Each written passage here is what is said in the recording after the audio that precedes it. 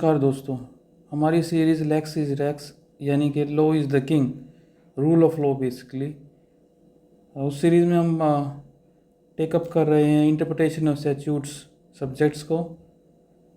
Interpretation of statute subject में internal ads कर रहे थे और इस पे 5th पार्ट में जो कि प्रोविज़ो है आज हम टेकअप करेंगे। तो दोस्तों, यदि आपको हमारे लेक्चर पसंद आ रहे हैं तो हमें यूट्यूब पर ज़रूर फॉलो करें। आपके इस प्यार से, सहयोग से हमारी कम्युनिटी ग्रो कर रही है। तो आइए दोस्तों, शुरुआत करें अपने टॉपिक प्रोविज़ो की। डेफिनेशन लेते हैं सबसे पहले। ये जो प्रोविज़ो है इंटरप्रिटेशन में, इसको हम कहते हैं एक क्लोज या कंडीशन की तरह से देखते हैं, जो कि एक किसी भी कॉन्ट्रैक्चुअल या लीगल या स्टैट्यूटरी प्रोविज़न में एक तरह का प्रोविज़न को क्वालिफाई करता है, रेस्ट्रिक्ट करता है उस journal scope of main provision को। और यहाँ पे ये चीज़ बड़ी क्लियर है कि ये टिपिकली इंट्रोड्यूस करता है या तो एक एक्सेप्शन को या लिमिटेशन को या स्पेसिफिक रिक्वायरमेंट को that must be met for the broader provisions to apply. Now the thumb rule is that addition of a provision to a section naturally implies that without it the enacting part of that section would have encompassed the subject matter of the proviso। यानी कि अगर वो proviso ना होता तो वो provision का हिस्सा होता। सिंपल सी बात है। The general principle of interpreting A proviso is that it should not be construed in an overly strict literal sense but should be confined to the scope of the section it qualifies। ये चीज़ यहाँ पे clear कर रहा है कि इसको ज़्यादा strictly ना करके उस प्रोविज़न के साथ हार्मोनाइज करके देखना चाहिए। Now how to use the proviso? Now a proviso should not be interpreted as expanding the scope of enactment if it can be reasonably understood without such an effect. यानी कि इसको scope का जो है provision का वो expand नहीं करना चाहिए इसको unnecessarily. However if the language of the provision clearly indicates a broader application then the main provision it follows it must be given that wider effect. यानी कि जैसा उसमें लिखा है वैसा कहना चाहिए। सिंपल सी बात है। यदि वो उस प्रोविज़न को ब्रॉड कर रहा है तो ब्रॉड करेंगे और यदि रेस्ट्रिक्ट कर रहा है तो रेस्ट्रिक्ट करेंगे। In cases where a reasonable interpretation of the provision suggests a contradiction with main enactment, the provision should take precedence as it represents the legislature most recent intent। यहाँ पे ये चीज़ बड़ी क्लियर है कि क्योंकि प्रोविजो लास्ट में जोड़ा गया है, यानी कि वो हमारी लेजिस्लेचर की लेटेस्ट और रिसेंट मंशा है, इच्छा है, तो उसकी इम्पोर्टेंस उतनी ही ज़्यादा है। इसी तरह कह रहे हैं proviso should not be interpreted in a way that contradicts the main provision और नलिफाइज इट्स इफेक्ट। यानी कि प्रोविज़न जो है बेसिकली एक पूछ की तरह काम करता है प्रोविज़न के। वो कहीं ऐसा ना उसको उसकी व्याख्या कर दें कि प्रोविज़न का इफेक्ट ही ख़त्म हो जाए। और effort should be made to harmonise the enacting clause and the proviso to avoid inconsistencies between them. ये चीज़ तो बड़ी क्लियर है कि जो प्रोविज़ो है, प्रीएम्बल है या कोई भी इंटरनल एड है, कोशिश करेंगे कि दोनों प्रोविज़ो और वो जो इंटरनल एड है वो हार्मोनाइज रहे। इसी को हम हार्मोनियस प्रिंसिपल का प्रिंसिपल भी कहते हैं।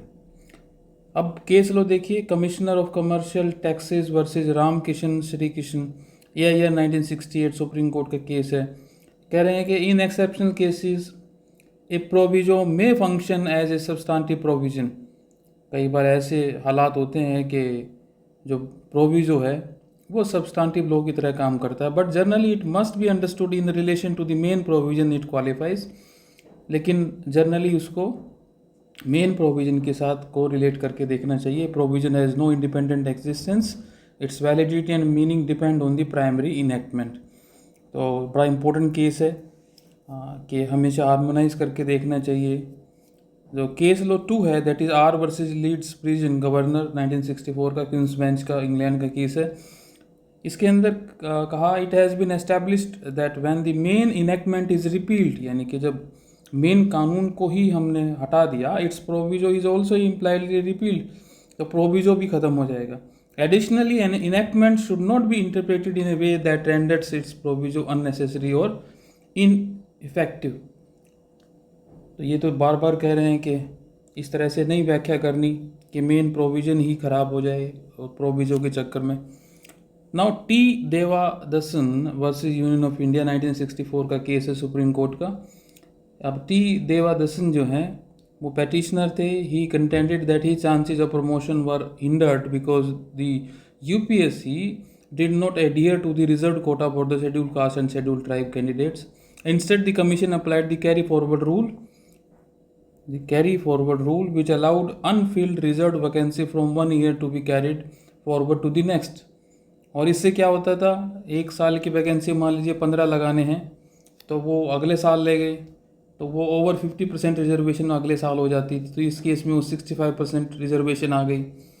और इसमें पटिशनर टी देवादसन कह रहे हैं कि 10 आर्टिकल 16 क्लोज 1 जो गारंटी करता है equal opportunity for all citizen in matters of public employment, उसका वायलेशन हो गया।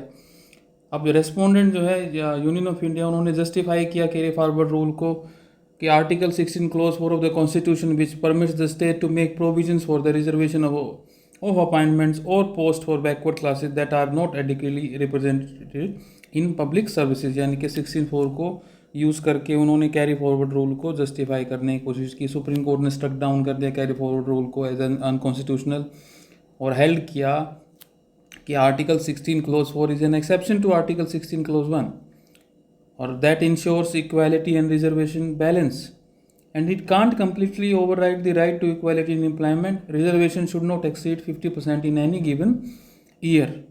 बड़ा इंपॉर्टेंट केस है कि 50% से ज़्यादा एक साल में रिजर्वेशन नहीं हो सकती। Now, a provision must be read as a limitation or an exception to the main provision rather than expanding its scope. And the court applied this principle to hold that reservation policies can't be extended in a way that nullifies the general right to equality. Now, impact on meritorious candidates. The rule effectively denied fair opportunities to general category candidates.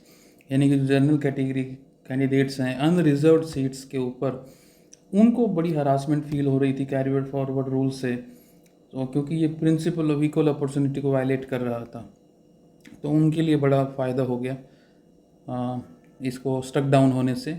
Now, key takeaway on interpretation of provision is that provision is meant to qualify, limit or restrict the scope of the main provision. तो यहाँ पे काम बता रहे हैं कि qualify करेगा, limit करेगा या रेस्ट्रिक्ट करेगा proviso, but it can't enlarge the scope of the provision it is attached to.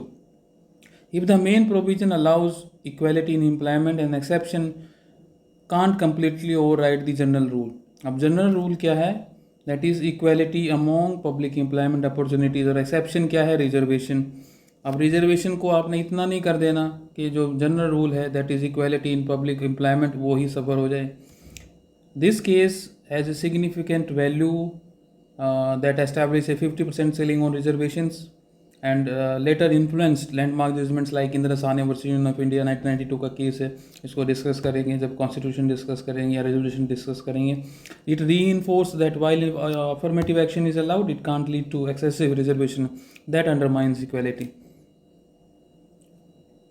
Now, another case Madhu Gopal versus additional district 1989 supreme court का केस है। सुप्रीम कोर्ट ने इसके अंदर क्लेरिफाई किया interpretation of the provision to section 16 of the Uttar Pradesh urban building regulation of letting rent and eviction act 1972.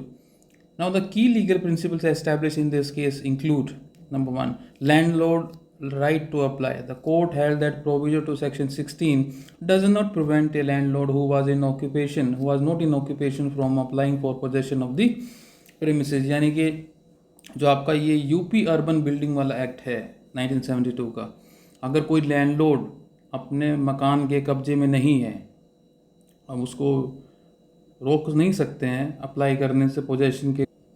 ना proviso only imposes a time restriction of 7 days for review applications and applies only to those in lawful occupation at the time of the original order. आप 7 दिन का समय दे रहे हैं उन applications को review करने का और lawful occupation देखने का। Number 2, limited scope of the proviso. The court emphasized that the proviso can't curtail the substantive rights of a landlord and instead it only impacts any other person who was lawfully occupying the premises. अब जो proviso है वो substantive rights of landlord को curtail नहीं कर सकता. Principle of statutory construction, it reaffirm the principle that a proviso should not be interpreted to take away substantive right unless the legislative intent is clear. अब कह रहे हैं इसमें proviso को ऐसे इंटरप्रेट नहीं करना कि आपके सब्सटेंटिव राइट ख़त्म हो जाएं जो कि मेन प्रोविजन से आ रहे हैं. प्रोविजो उनको नहीं ले सकता है, इस तरह की व्याख्या नहीं करनी है. Landlord right to possession, the ruling under code that a landlord has a fundamental right to possession of property and the interpretation of the statute should not defeat this right unless the legislature's intention to do so is manifest. अब जो हर आदमी का और ख़ासकर landlord का जो अपनी ही ज़मीन का पोजेशन और प्रॉपर्टी का राइट है, और कोई ऐसी इंटरप्रिटेशन हमने नहीं करनी, ऐसी व्याख्या नहीं करनी प्रोविजो की कि वो वहाँ पे अपने ही राइट से वंचित हो जाए, जब तक कि कोई लेजिस्लेचर की यानी कानून बनाने वालों की मंशा ऐसी नहीं है. Basically, this judgment reinforced the landlord's entitlement to claim possession in appropriate circumstances and ensured that statutory interpretation does not unduly limit their rights. अब S. Sundaram versus P. Pattabhiraman. We are Pattabhiraman and Sundaram. S. Sundaram case है 1984 का. अब इसमें 4 primary functions बताए थे proviso के. एक तो प्रोविजो या तो क्वालिफिकेशन होगा या एक्सेप्शन होगी मेन प्रोविजन की. दूसरा, कई बार वैसी मैंडेटरी कंडीशन इंट्रोड्यूस कर सकता है प्रोविजो जो कि कोर इंटेंट को अल्टर कर देती है, पूरा मीनिंग ही चेंज कर देती है कई बार मेन प्रोविजन का. Some cases proviso is so deeply embedded in the law that it becomes a substantive part of the legislation itself. And number 4, कई बार ये एक क्लैरिफिकेटरी अडेंडम की तरह काम करता है, एक्सप्लेनेटरी क्लोज की तरह काम करता है, जो कि क्लैरिफाई करता है actual intent of the statutory provision को without altering its substantive effect, यानी एक तरह की एक्सप्लेनेशन की तरह काम करता है. अब ये जो केस है सुंदरम और पदाभिरमन का, ठीक है, ये जो केस है ये basically TP and transfer of property act 1882 को गवर्न करता है, उसकी व्याख्या की बात करता है, टेनेंस एंड इविक्शन की बात करता है.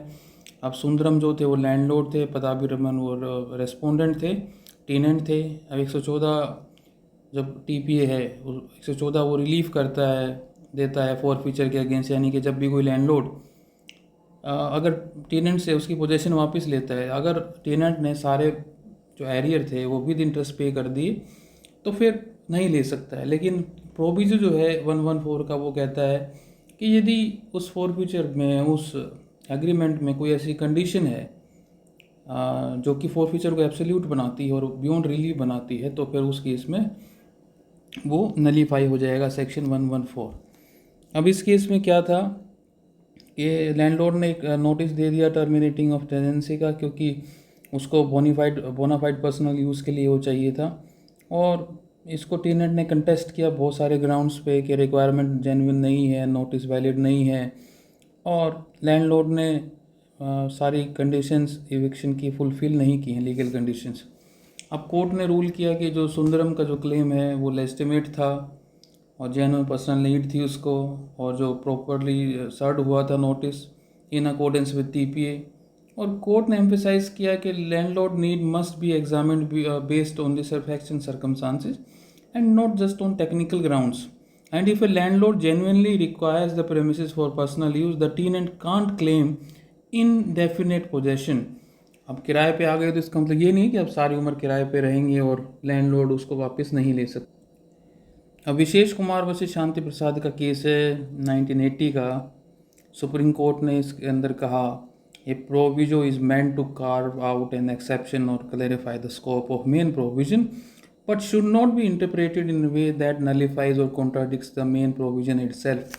ये तो बार बार इस बात को दोहरा रहे हैं कि मेन प्रोविजन को कॉन्ट्राडिक्ट या नलीफाई नहीं करना, इस तरह की व्याख्या हमने नहीं करनी है, इंटरप्रिटेशन नहीं करनी है. And court emphasise that a proviso is subordinate to the main enactment and should be read harmoniously with it. Dwarka Prasad versus Dwarka Das का केस है 1975 का। सुप्रीम कोर्ट में से रूल किया कि lease of building along with its equipment for running a cinema business did not qualify as an accommodation under the UP Control of Rent and Eviction Act 1947। अब इसमें क्या है, जो अकोमोडेशन है उसकी कुछ सर्टेन क्वालिफिकेशंस हैं। The court relied on the provision to the definition of accommodation under the act which excluded buildings leased out for business purposes along with essential equipment and machinery। तो यदि उस building में सारे cinema के accessories हैं, equipment हैं, machinery लगी हुई हैं, तो वो कमर्शियल बिल्डिंग मानी जाएगी, ना कि अकोमोडेशन या रेजिडेंशियल पर्पजेस के लिए मानी जाएगी ना। Provision played a crucial role in limiting the general definition of accommodation by ensuring that premises let out with business specific facilities such as cinema equipment would not fall under rent control regulations. Case law number 8 है इसके अंदर, ITC limited versus state of Karnataka 1985 का supreme court का case है। The supreme court held that a provision should not be interpreted to go beyond the scope of the main section. Now case law 9, Ram Narayan sons limited versus assistant commissioner of sale tax 55 का case है 1955 का। Supreme court rule that a provision must be read with the main section and should not render it meaningless. ऐसी व्याख्या नहीं कर देनी है proviso की कि जो मेन प्रोविजो है वो मीनिंगलेस हो जाए। Now most important case on this is KRCS Balakrishna Chetty and son versus state of Madras 1961 का केस है सुप्रीम कोर्ट का। सुप्रीम कोर्ट ने इसमें कहा कि proviso must be read with the main section, however it can have its own significance if it provides a specific condition. अब conclusion क्या है? कंक्लूजन है एक Latin maxim that is dura lex sed lex, और मतलब है law is harsh but it is the law, law is law. Now it signifies the principle that laws must be applied as they are written even if the outcomes may seem harsh और unfair. This principle upholds legal certainty and the rule of law, ensuring that judicial decisions remain objective and not influenced by subjective considerations.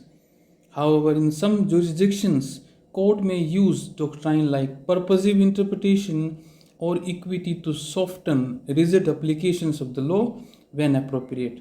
यानी कि law तो law है और जैसा वो लिखा गया है उसको वैसा अप्लाई करना चाहिए, और ज़्यादा दिल से अप्लाई नहीं करना है और ना ही ज़्यादा दिमाग से अप्लाई करना है। जैसा लिखा गया है, जैसा कहा गया है उसको करना है। पर कोर्ट कई बार जो कानून बनाने वालों की मंशा को समझते हैं और फिर उसकी ऐसी व्याख्या करते हैं कि जो कि सही मायने में जो कानून का उद्देश्य है वो पूरा करती है। इसके लिए वो इंटरप्रिटेशन को यूज़ करते हैं, इक्विटी को यूज़ करते हैं, ज्यूरिस्प्रूडेंशियल प्रिंसिपल्स हैं उनको यूज़ करते हैं। तो थैंक यू दोस्तों, आशा करते हैं कि आपको हमारे लेक्चर्स पसंद आ रहे होंगे। यदि आपको वीडियो पसंद आता है तो इसको लाइक ज़रूर करें, शेयर करें अपने दोस्तों के साथ, और हमारे चैनल को सब्सक्राइब ज़रूर कर लें इसी तरह की वीडियोस को प्राप्त करने के लिए। और साथ साथ में जो नोटिफिकेशन बेल का आइकन है उसको ज़रूर प्रेस करें। आप हमें ट्विटर जो अब एक्स हो गया है, या इंस्टाग्राम पे या फेसबुक पे डॉक्टर अनुपम आचार्य के थ्रू फॉलो कर सकते हैं। आप हमारा Facebook page doctor Anupam Acharya number 1 motivator and author भी फॉलो कर सकते हैं। तो इस प्यार के लिए आपका शुक्रिया दोस्तों, आप हमारे चैनल को यूं ही प्यार देते रहिए। Thank you very much, God bless you.